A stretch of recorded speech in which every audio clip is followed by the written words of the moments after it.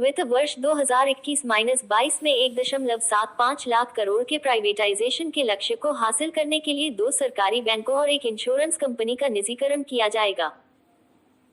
मोदी सरकार ने चालू वित्त वर्ष 2021-22 के लिए निजीकरण और विनिवेश का बड़ा लक्ष्य रखा है और सरकार हर हाल में इसे पाने की कोशिश में लगी है। इसके अलावा अगले 3 सालों में सरकार एसेट मोनेटाइजेशन के जरिए भी 2.5 लाख करोड़ का फंड इकट्ठा करना चाहती है।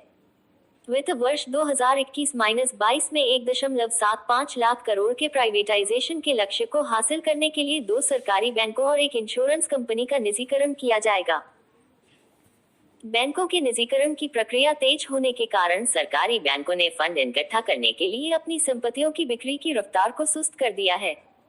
टाइम्स ऑफ इंडिया की रिपोर्ट के मुताबिक वे बैंकों जो पिछले 2 सालों में मर्जर प्रक्रिया से बाहर हैं, खासकर उन बैंकों ने एसेट मोनेटाइजेशन की रफ्तार को धीमा कर दिया है।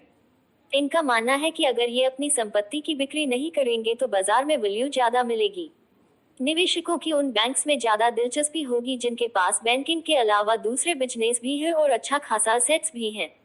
दरअसल मोदी सरकार के सरकारी बैंकों के निजीकरण के फैसले से सरकारी बैंकों की चिंता बढ़ गई है। सरकारी बैंकों की चिंता का एक बड़ा कारण यह भी है कि निजीकरण में प्राइवेट बैंक ज्यादा रुचि दिखा रही है।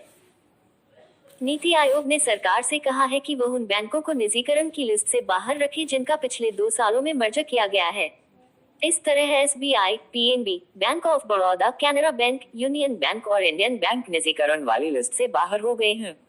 इस समय देश में कुल 12 सरकारी बैंक है।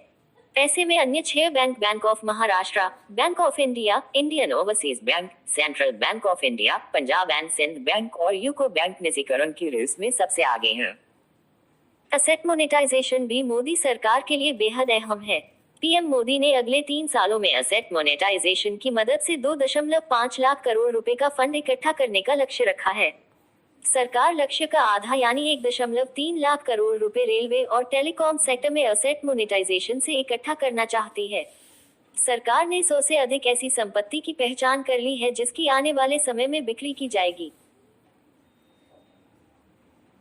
एसेट मोदी की घोषणा के बाद नीति आयोग इस काम को अंजाम देने में जुट गया है।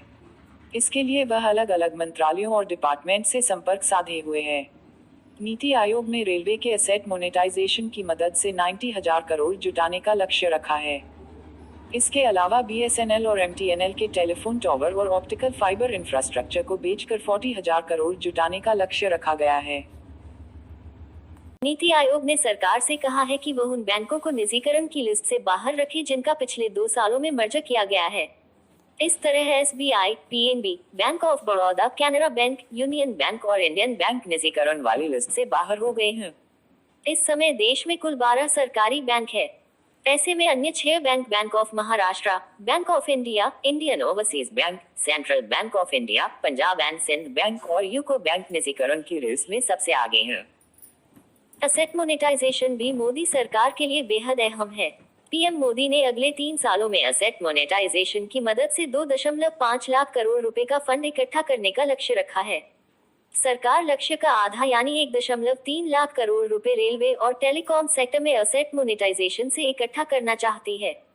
सरकार ने 100 से अधिक ऐसी संपत्ति की पहचान कर ली है जिसकी आने वाले समय में बिक्री की जाएगी।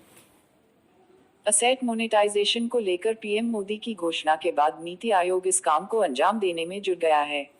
इसके लिए वह अलग अलग मंत्रालयों और डिपार्टमेंट से संपर्क साधे हुए है।